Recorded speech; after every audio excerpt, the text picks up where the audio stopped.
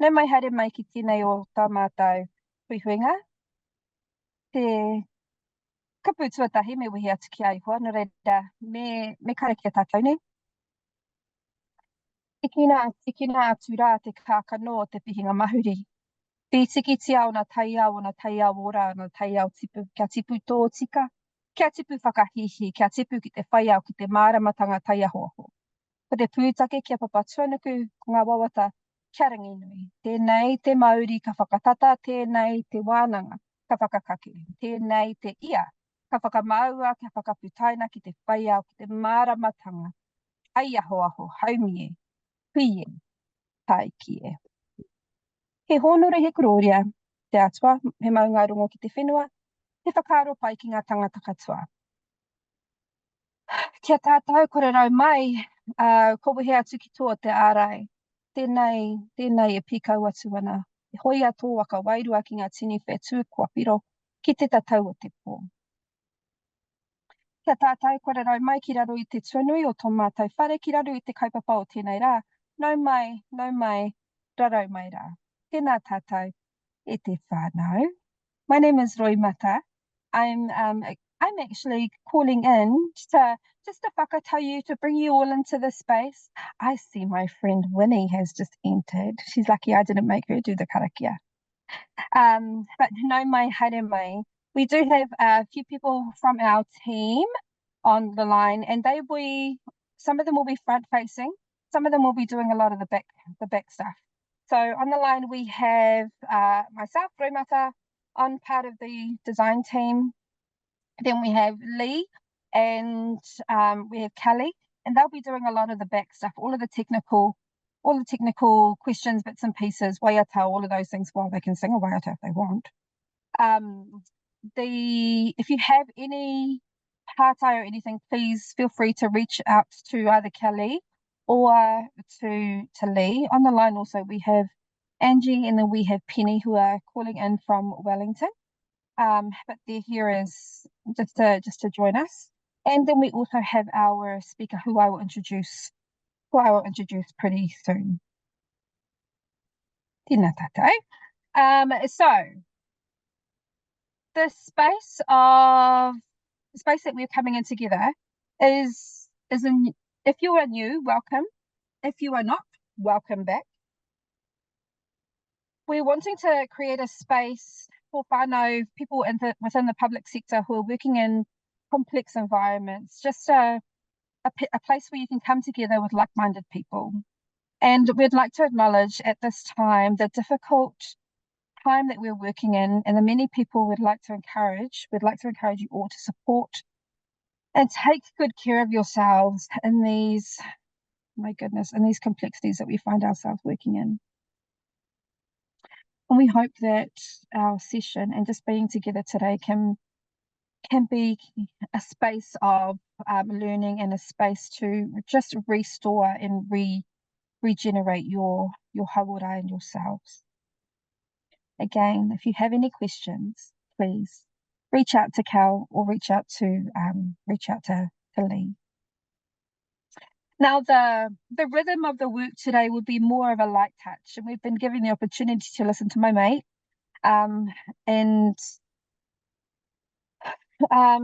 There's an increasing recognition that investing into the early years is the most effective way to get upstream in the most pressing and social challenges. But how we approach the first 2,000 days, how do we approach the first 2,000 days as a policy issue?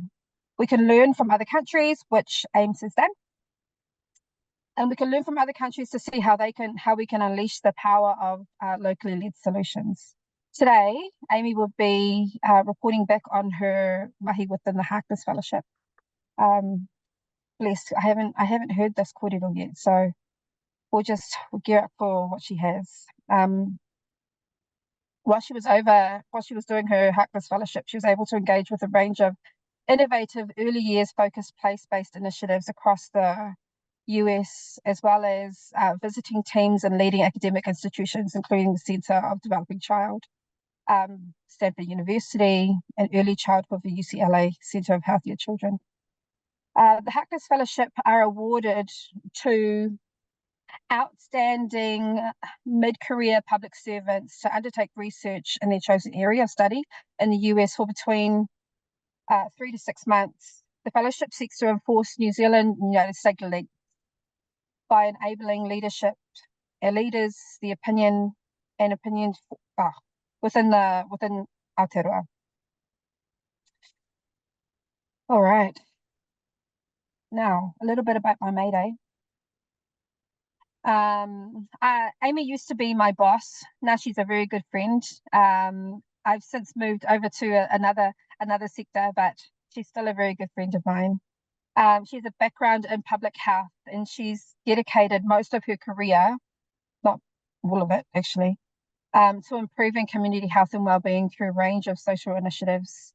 Aimee was born and raised in the rural West Auckland. She calls herself a bogan, a Westie, and she's a mama of two beautiful boys, Jacob and Charlie, who's 8.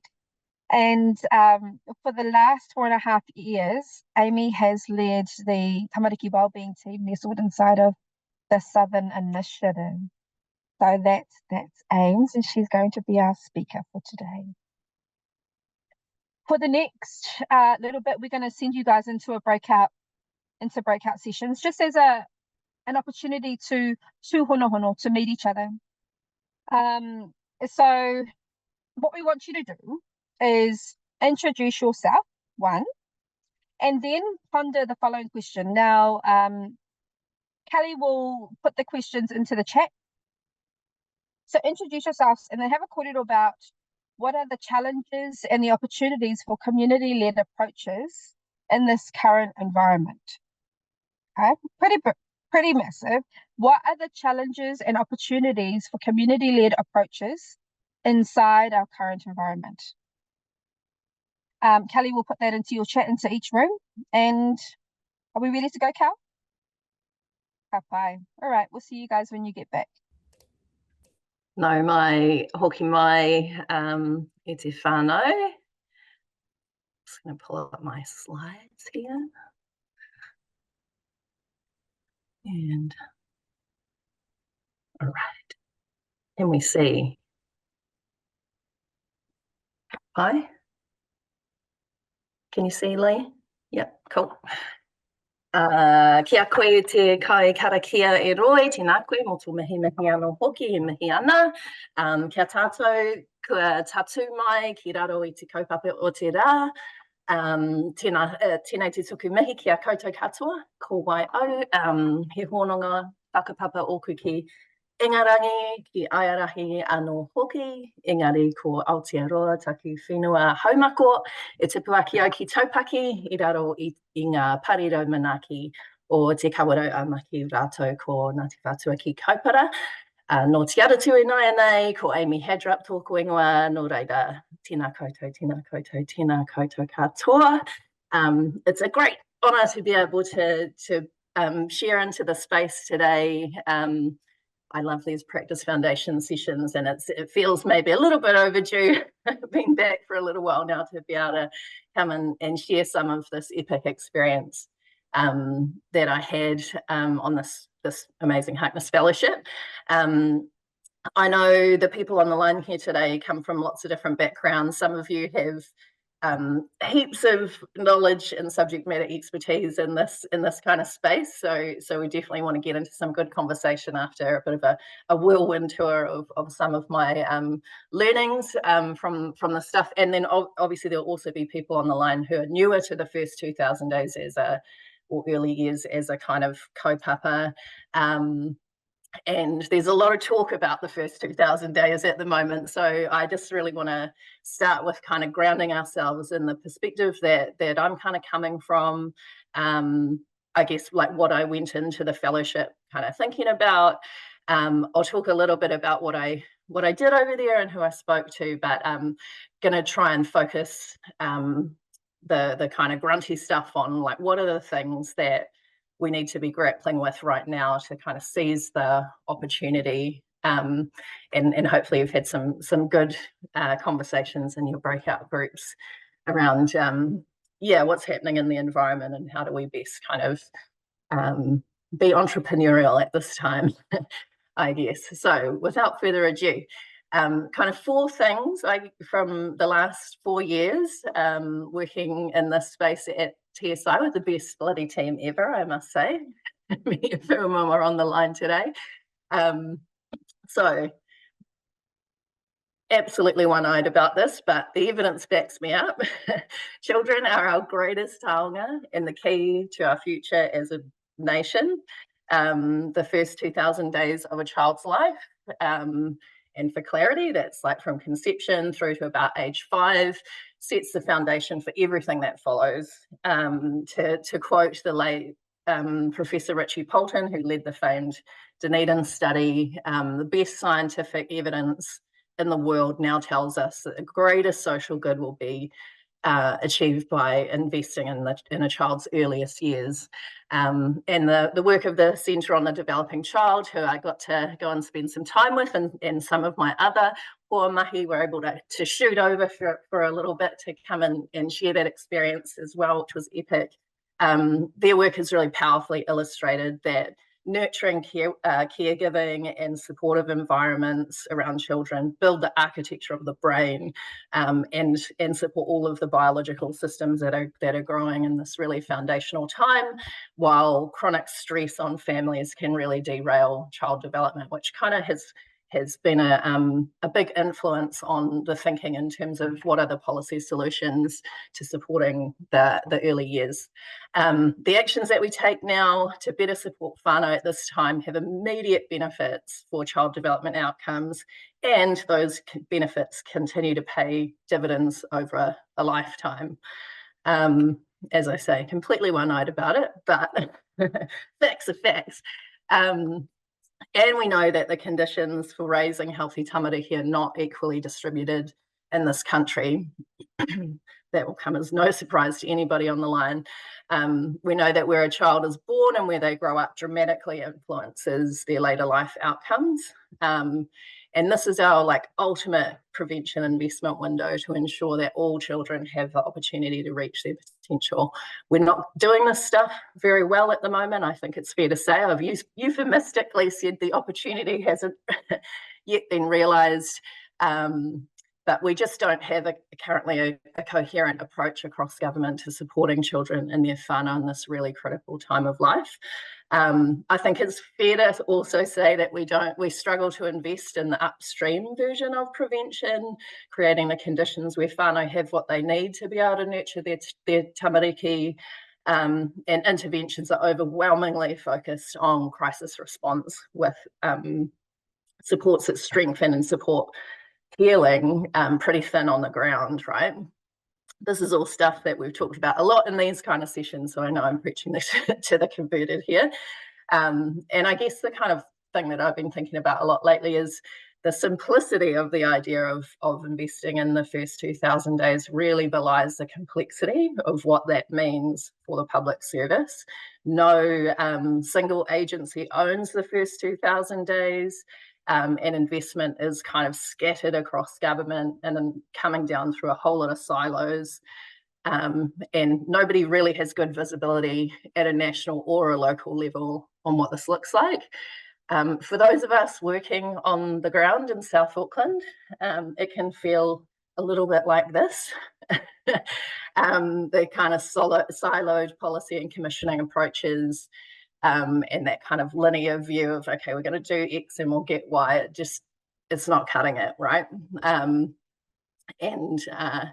Yeah, there's such a big opportunity to think about how we best invest to get down into the root causes instead of investing into the flow-on effects. So the first hill that I will die on is that what we're learning is about if you start from the perspective of people in place, it becomes a lot more easy. This is the key to cutting through the complexity and the fragmentation across agencies.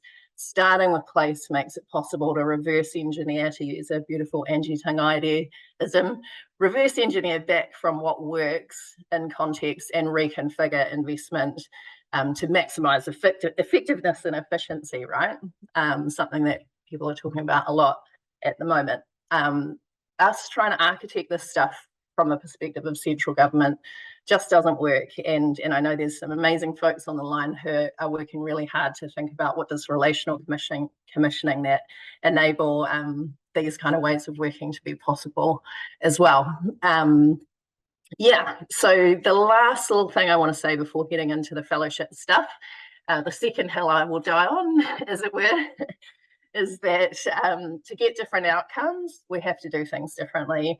And for us, that's meant to focus on creating the spaces for whānau to be able to design what different looks like. And this makes sense, right? The principle of subsidiarity, the people that are closest to the challenge at hand are the ones that have the greatest insight around what's going to work, what matters, and what's going to make a difference. So this is Crystal, Colleen and Ra, work that Angie has spearheaded alongside Papakura Marae. They've led some incredible work in Papakura. If you haven't read this little listener article, I highly recommend having a wee squiz at that. It's linked in my slides, so you can pick that up later if you haven't. That's just a really whirlwind kind of tour of kind of the perspective I was coming from going into my fellowship.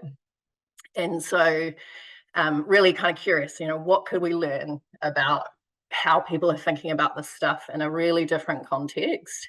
And so in October 2023, off I went with my whānau. I spent 3.5 months connecting with people like the kind of a wide slice of the ecosystem in the early years space in the States on both the East and West Coast. I managed to connect with a whole lot of government officials, academic institutions, 8 different place-based initiatives, philanthropic foundations, the kind of field building, capability building organizations and national networks. This little group of photos is just a little slice of some of the incredible people I met along the way. And I really have to acknowledge the woman in the middle there, Joan Lombardi, who was absolutely key in opening up the door to some really incredible contacts and putting me in touch with some really incredible work on the ground. I think it's fair to say as well that the US is possibly an odd place to be looking for inspiration. It probably doesn't come to people's minds as the first place you would look. There's some really big challenges over there. There's certainly some things that we wouldn't want to be emulating over here, like, for example, the health system. That's probably a fair assessment. What I would say, though, is that they're absolutely way ahead of us when it comes to the infrastructure needed for communities to be able to lead on this stuff. And there is just absolutely widespread understanding that to get a coherent approach to the early years, you have to start with place and you have to build the infrastructure for communities to be able to lead.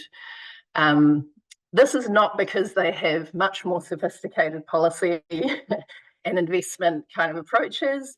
If anything, this has been stimulated out of even more fragmentation caused by, federal investment, state investment, heaps more philanthropic investment over there.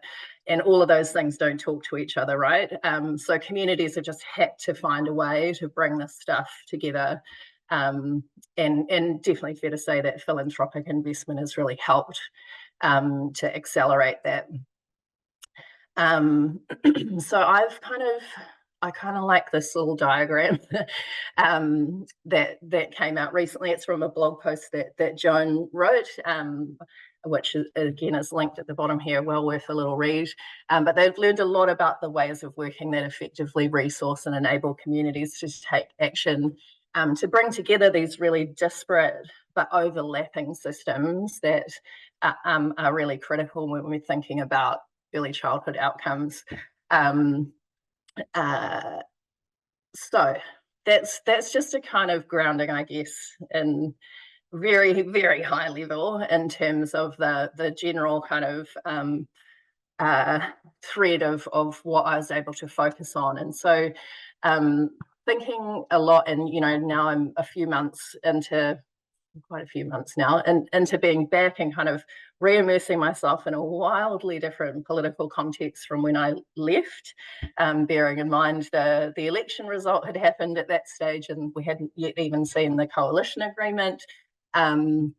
So I've been thinking quite a lot about, what are the learnings for how we can move forward here, and particularly with the social investment kind of paradigm on the rapidly kind of coming through on the horizon. And given the strength of investment, the strength of evidence around the return on investment for the early years, it should come as no surprise that social investment is generating fresh interest in the early years as a prime opportunity to increase the effectiveness of public sector spending.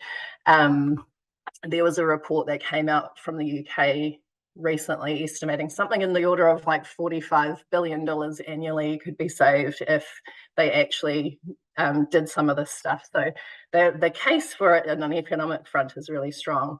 So one of the terms that Minister Willis bandies around a bit is this idea of an operating system, and the need to upgrade the kind of operating system for social sector spending. So I've been thinking a little bit around, okay, well, what does that actually mean? And I'm kind of cautiously optimistic about the stated intent, at least, for social investment 2.0 to have more of a focus on government working in partnership with communities, including iwi, non-government organisations, and to increasingly devolve the delivery of social services. Sounds good, right?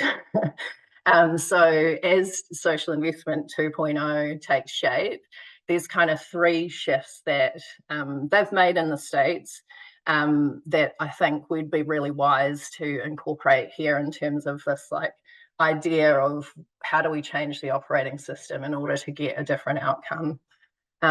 So the first thing is that we need to go beyond a focus on discrete interventions and invest into that infrastructure to enable communities to lead this stuff. This means not only looking at the effectiveness or the SROI on individual programs and services. We know that no one intervention program or service is enough on its own to improve early life outcomes, particularly for children and families who've been most marginalised by our systems to date, disproportionately Māori and Pacific peoples. There's no point in doing SROI on individual interventions when we're thinking about complex systems. There's no use at looking at causal attribution on one thing. We have to be looking at the whole picture and understand how these kind of investments integrate and work together in combination, right? How do we look at the portfolio of investments that government is making and others are making as well, including local government in place, and give those closest to communities the opportunity to reconfigure that investment to make it fit for purpose and focused on what matters. We'd be wise to set the direction and unlock the collective intelligence that sits in communities to be able to learn into what this looks like.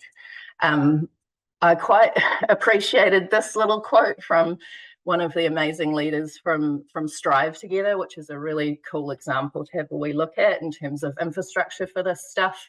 I think this is quite true in Aotearoa. We have a lot of programs and services, probably not as much investment in the early years as we probably should, but we certainly have almost no investment in building the system around that. So yeah, the Strive Together stuff was a really good example of creating the kind of infrastructure to help communities to build early childhood systems, as they call it. And just thinking about that kind of notion of an operating system, when I got to go around these different place-based initiatives, there was kind of 6 key aspects that I pulled out that of kind of what's making it work. These things were fairly common across the initiatives that I engage with.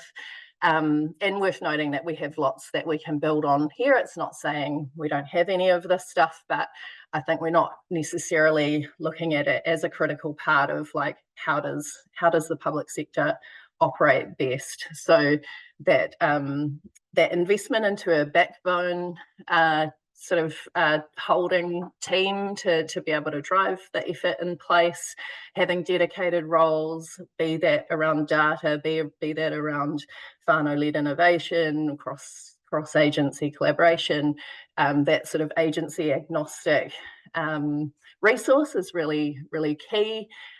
Building the capability and capacity across the system, and that kind of field building piece has been really, really key for them over there. Growing the leadership of local families to be able to drive the system transformation effort, and of course, you know, data governance, these kinds of things are really key for us to be thinking about. And I'll say a little bit more about data. So given social investment does have a really strong emphasis on the use of data and analytics, the second thing I've really been thinking about is we're going to need to leverage that and really try and use that to enable community-led transformation. And I'll share a little example very quickly, because I know I want to get through this in the next couple of minutes so that we can have a good conversation. I've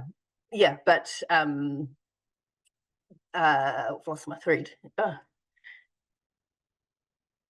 Yeah, there's something absolutely magic that happens when you connect the data and evidence up with the reality on the ground, and giving communities an opportunity to triangulate these different forms of knowing, ways of knowing, with Indigenous knowledge systems, lived experience and practice-based evidence. And, you know, with the IDI and the granularity that we can get in terms of what the characteristics of different populations look like. One of the things that I got to check out at UCLA was really incredible in terms of looking at neighbourhood level kind of mapping, and this notion that actually neighbourhoods are our key unit of change here. They had this really amazing overlaying, of the equivalent of the New Zealand DEP, like the neighbourhood level equity index, with early development, early childhood development outcomes, and able to map positive deviance. So kind of going where, despite the fact that the equity conditions would suggest that childhood outcomes might be not tracking so great, they're doing well anyway. So how do we understand from a strengths-based perspective what's working, and how do we create the space for communities to kind of think about that and grow that? That was a really, really beautiful example, and quite counter, I think, to how we often think about this stuff. And my last one, before I wrap up here, we really need to create stronger mechanisms that enable local families and caregivers to determine what matters. Obviously, that's something we're deeply passionate about at TSI in the lab, but I was really encouraged to see the ways in which that they were doing this over there, and the kind of structural accountability that was being created, where parents and whānau were actually part of the system change effort. There was strong participation and governance, and examples like United for Brownsville, where local parents and caregivers were really leading the charge, and everything that they were doing within that initiative had some accountability back to what the local people were telling them was most important.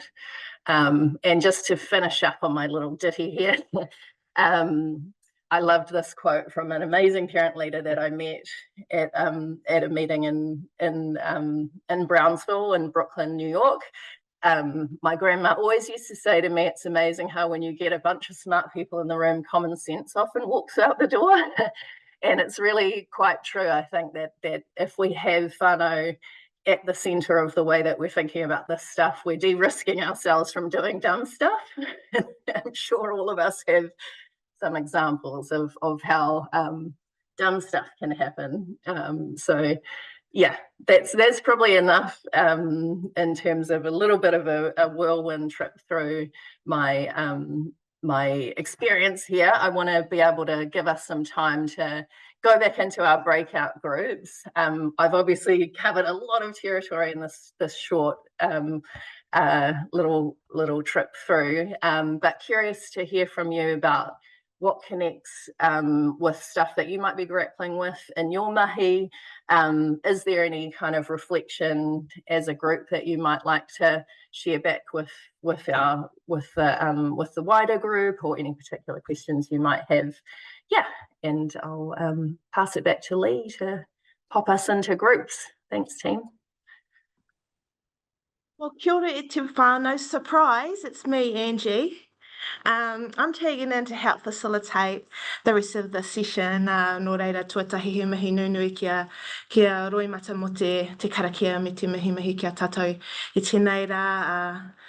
Kia koutou, te whānau e hui mai nei runga i te kaupapa, tēnā koutou katoa. Ko Angie Tangari awai, ko awai te kaitohu tangata whenua of the Auckland Co-Design Lab, ko Hikarangi te maunga, ko Waipu te awa, ko Ngāti Parau te iwi. Mauri ora. Kia ora whānau, it's me, Angie. I'm the Director Tangata Whenua at the Auckland Co-Design Lab alongside Penny, who's our Director Tangata Tiriti. So I'm just going to help facilitate the rest of the session today. So what we'd like you to do at this point is, I'm sure you all had a wonderful kōrero in your rōpū just now based on that amazing kōrero that Aimee has shared with us. And what we'd like you to do is to think about some of the key points and maybe some pātai that have emerged from your kōrero, and we'd like you just to pop those insights, those thoughts into the chat now.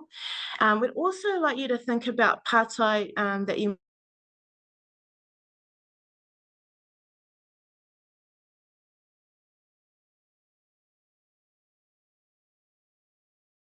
Oh dear. We've lost her. She's probably going to ask you pātai to ask Aimee. Here she, oh, she's back. Here she is. Pātai that you might want to bring to the group. Yeah. Oh, she's frozen again. Come on, Ngāti Parau. Ngāti Parau, are you there? Oh yeah, she's back. Can you fellas hear me? Yep, gotcha, Angie. Ngāpu, I'm here, don't worry. Yeah, so I don't know what you guys just heard, but if you can drop your thoughts and some pātai into the chat, and we'll play some music, and then in a minute we'll open it up for a wider kōrero. Ka pai? Oh, kia ora te whānau. We've got some great reflections, insights, and questions in the chat. Sorry about before. The Wairu is strong on the line today, so it's messing with our Wi-Fi over here. But there's some great questions, and then I think rather than me reading those questions out, I'll call on Tanya, Jade, or Ratika to talk about what they've raised in the chat. Yes, I hand it to one of the team to ask the question.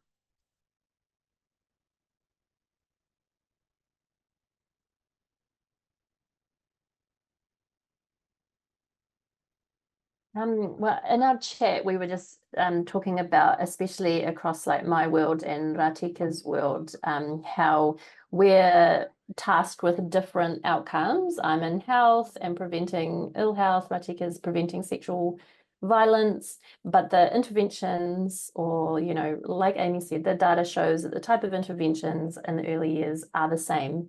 So it's a question we pose a lot, but and actually, Aimee, you posed it in your presentation. It's like, so what? Like, how do we keep telling that story? And yeah, how are we collectively meeting that challenge of telling the story about how we invest in things that don't specifically draw a really nice, neat line to FASD or sexual violence or heart disease or cancer, mental health. I think we don't have the answer, and that's part of the problem, but. Yeah, I mean, what it brings up for me is we are quite lucky, even though there are a lot of challenges around the IDI, given it's got quite a deficit focus. It tells you about people's, interactions with government agencies, not about the stuff that matters to well-being. I think most people would recognise that you need complementary kind of data sources that help you to understand that fuller picture. And I think there's a really nice opportunity for us to go, okay, well, if you actually worked differently in place, and if you build those small islands of coherence at a neighborhood, at a community level, and start small, don't try and do the big bang, like tip the whole thing upside down as much as we might like to. But how do we learn about what it looks like to track those short, medium, and longer term outcomes? Like, actually, if we double down on working differently, those of us who've been in this space, and certainly, your work in the first 1,000 days community innovation grants is a really beautiful example, right, of like the transformative things that happen when you actually create these kind of spaces for whānau to support each other and to heal, and all of these things that the evidence tells us, reconnecting to your identity, etc. These are all the protective factors that are well grounded in the evidence. So how do we start to kind of, where is there an opportunity, I guess, to actually try and demonstrate this stuff in the real world in a way that's, I hesitate to use the word safe to fail, because I think that sort of creates this kind of notion that we're experimenting on communities, but actually, what does it look like to really trust that communities have the answers and track that and demonstrate that along the way? I'm not a quant person. I wouldn't try and pass myself off as being an expert in that space, but I definitely think that's the stuff we really need to be leaning into at the moment. And social investment, however fraught, does give us an opportunity to try and push the boat out on that stuff, I reckon.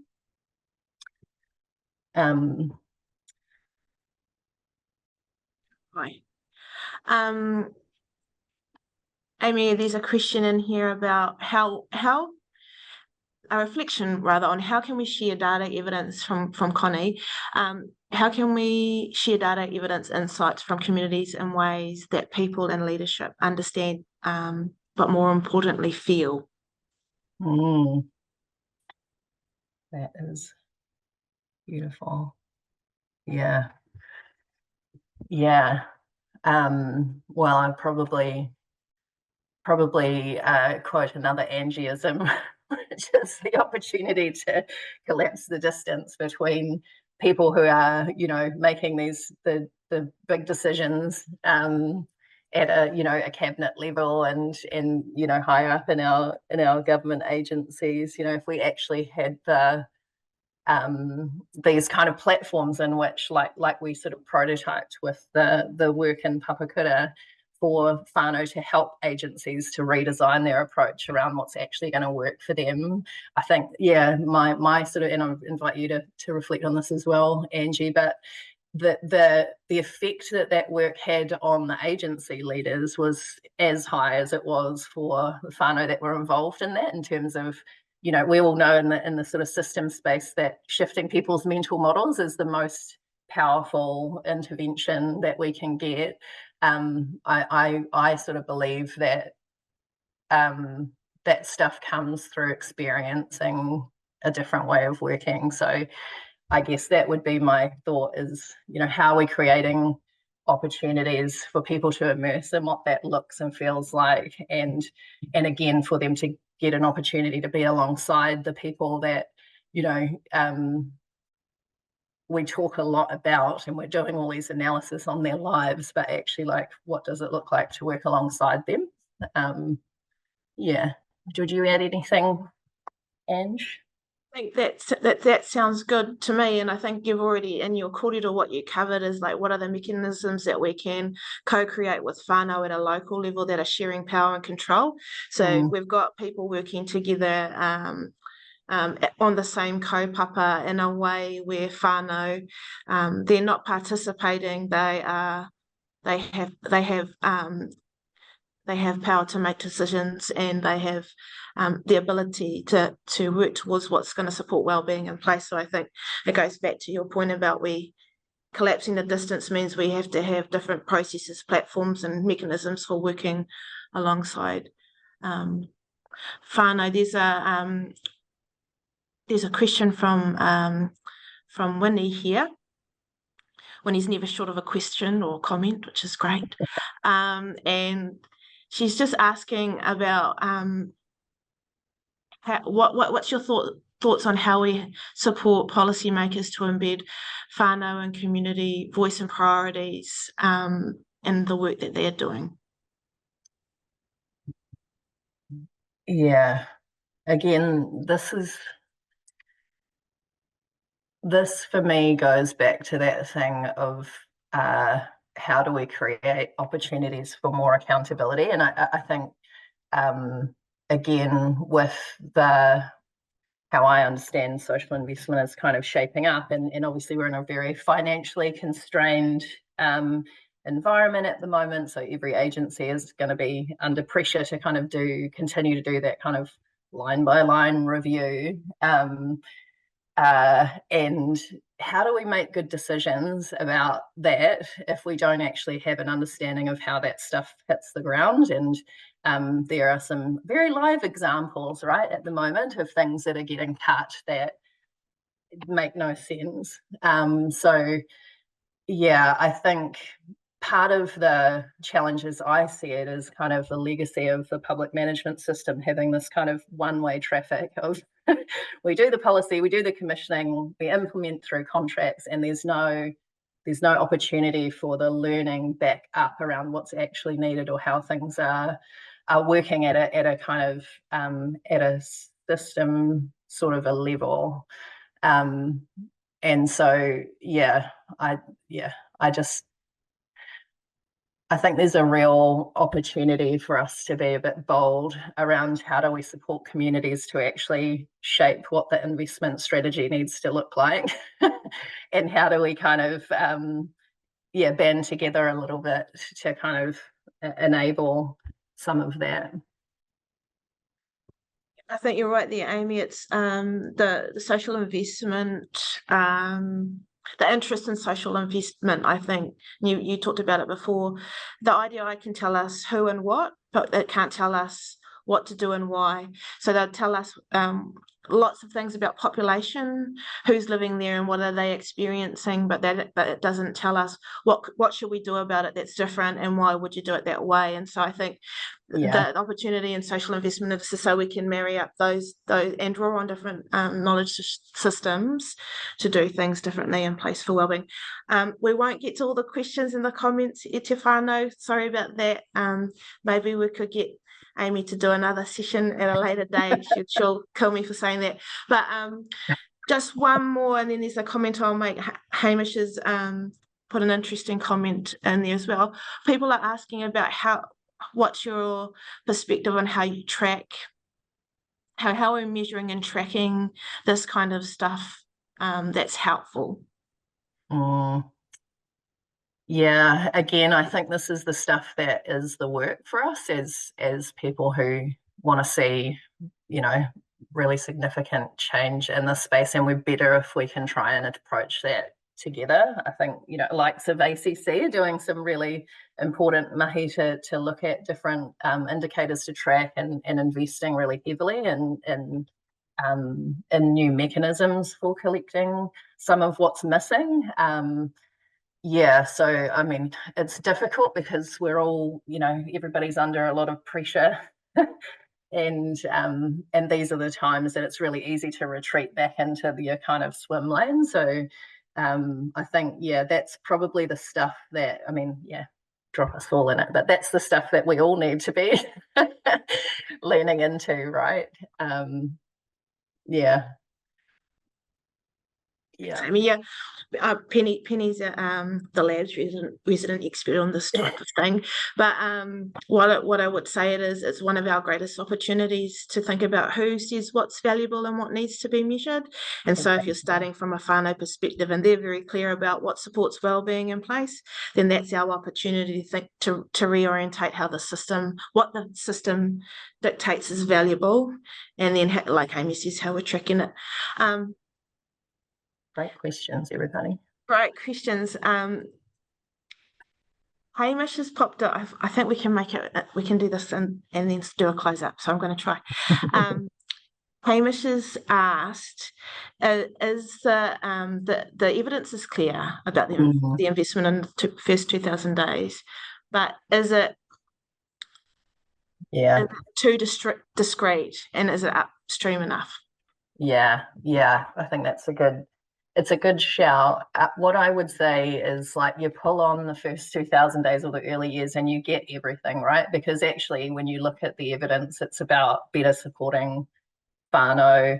And actually what we're saying around the way of working that's required is this is about building social capital in communities. It's about strengthening the way that, that village around a child, but also around, like, how we connect and support each other, whānau to whānau as well. And those things are really critical for us when we're thinking about responding to climate, for example. That building community resiliency, which I'm not a huge fan of that term because it suggests that communities aren't already resilient, but I would argue that working differently in the first 2,000 days could actually help us to kind of grow that kind of fabric of communities as well. And the other thing, and I won't go into huge depth on it, but there's some really important stuff for us to be thinking about how our next generation are going to wear an absolutely unfair burden of climate impacts on their development. We already have a whole lot of challenges, and we know that it's going to hit communities that already experience really significant equity issues really hard. And the kind of the canary down the mine on this stuff is not good, right? It's going to absolutely widen the gap. So I don't have a solution here, but I just think if there's one place that we could really try and double down on working differently, this would be it, and that would have benefits across some of these, as you say, the meta crisis. I mean, it's hard not to feel have the kind of existential dread at these times, it's fair to say, and certainly going to the United States, I wouldn't recommend on that front. In some respects, though certainly the generosity of spirit and the people that are doing just incredible work in spite of deep polarization and all kinds of political nonsense over there is definitely inspiring. And some of the stuff that I got to go and see, it's been running for decades, and I have to say we cannot continue to do the build it, burn it cycle every 3 years. Our communities deserve way better than that. So that's a whittle to us. Like, how do we move forward in a way that's non-partisan and start to build these kind of infrastructures so that communities can't, like, that social and cultural infrastructure just can't be unwound every 3 years. Awesome, Aimee. Great segue to start closing us up. I'll just do some closing observations and then some mihi to the team. All amazing, thought-provoking kōrero. Thanks, Aimee. The things that stick out for me, and I think are indeed the whirro to us all, is how are we investing differently and what is already working in strength base for whānau, for wellbeing. So what's the different types of infrastructure we can be investing in that can't be unwound by political cycles, cultural and social infrastructure? How are we drawing on different knowledge systems, particularly in the context of Aotearoa and Te Tiriti, to address intergenerational inequities here?